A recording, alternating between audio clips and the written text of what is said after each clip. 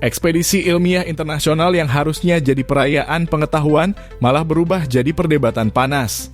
Semua gara-gara satu unggahan dari kampus super bergengsi, University of Oxford, yang dianggap tidak menghargai para peneliti Indonesia. Inilah kisah tentang Rafflesia hutan Sumatera dan pertanyaan besar, siapa sebenarnya yang pantas diberi kredit dalam penemuan ilmiah. Semuanya berawal dari ekspedisi gabungan di hutan hujan Sumatera Barat. Tim ini terdiri dari peneliti Oxford dan 3 peneliti Indonesia, Joko Witono, Septi Andriki, dan Iswandi.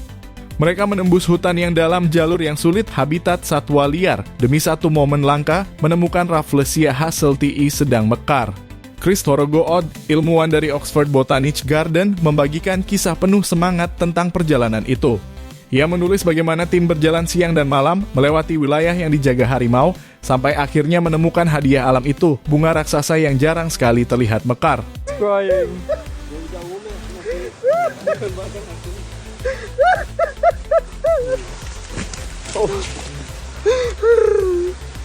It's okay. We did it. We found it.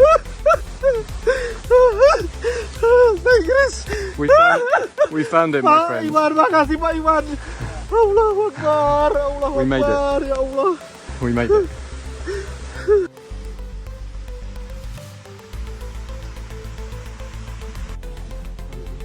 Kasihan ya, penghargaan udah dapat. Gara-gara dia main harimau itu kan? Iya. Bapaknya dulu yang main. Bapak itu diri tuh. Awak kenal karena. Tell me how you feel that we found this plant. But this is very amazing.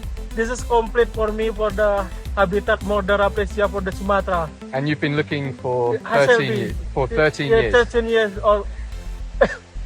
And here it is. Chris, are you very lucky, Chris? I'm very lucky. Ah. I'm the luckiest guy alive. Unggahan Chris menuai banyak pujian. Tapi badai dimulai ketika akun resmi Universitas Oxford ikut membagikan cerita yang sama namun dengan narasi berbeda. Dalam postingannya, Oxford menonjolkan nama Chris perjalanan tim dan menyebut Sumatera hanya sebagai sebuah pulau di Indonesia. Yang hilang, nama ketiga peneliti Indonesia yang justru menjadi kunci lapangan. Sontak, warganet Indonesia langsung bereaksi.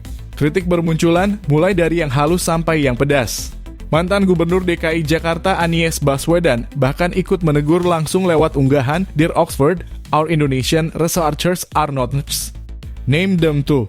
Kalimat itu membuat diskusi memanas. Banyak yang menilai ini bukan sekadar soal nama yang tak disebut, tapi gambaran masalah lama di dunia riset global. Negara berkembang sering dianggap pembantu riset, bukan mitra sejajar.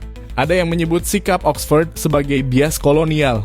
Ada pula yang mengingatkan bahwa penemuan Rafflesia hampir selalu berawal dari pengetahuan warga lokal, mereka yang paling mengenal hutan, tapi paling jarang ditulis di laporan resmi. Meski begitu, sebagian warganet mencoba menenangkan situasi. Mereka menilai bahwa lembaga riset Indonesia juga perlu lebih aktif membangun narasi penemuan sendiri agar tak selalu bergantung pada institusi asing. Menariknya, unggahan pribadi Chris Thorogood sebenarnya sudah menyebut semua nama peneliti Indonesia. Justru akun resmi Oxford yang tidak. Hal ini memunculkan pertanyaan besar, apakah ini sekadar kelalaian? Atau ada standar editorial yang membuat kontribusi peneliti lokal tidak dianggap penting? Kasus ini membuka kembali diskusi tentang etika riset internasional.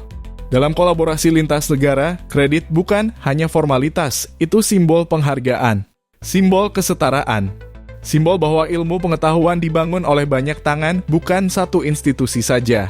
Hingga kini publik Indonesia masih menunggu langkah resmi dari Oxford. Tapi satu hal sudah jelas, penemuan sebesar apapun tidak akan berarti jika mereka yang bekerja di lapangan tidak diberi ruang dalam cerita.